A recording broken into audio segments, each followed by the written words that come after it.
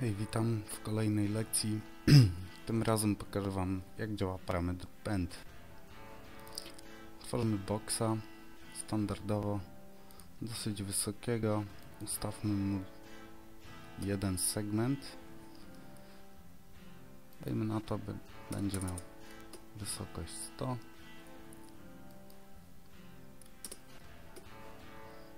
Nawet może mniejsze te parametry, będzie lepiej widać. Mamy tutaj listę modifiers, dzięki której nadamy parametr bend.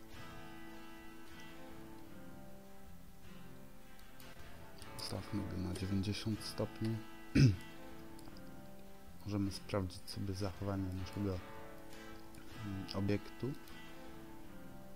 przy różnych osiach.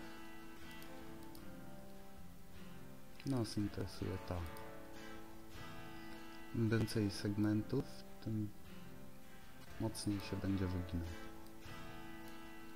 Ustawiając parametr na jeden segment, na 2,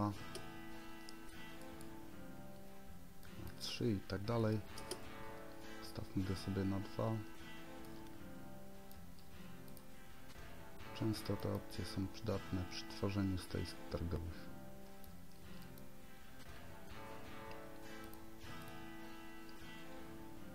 Im więcej segmentów, tym bardziej zaokrąglone.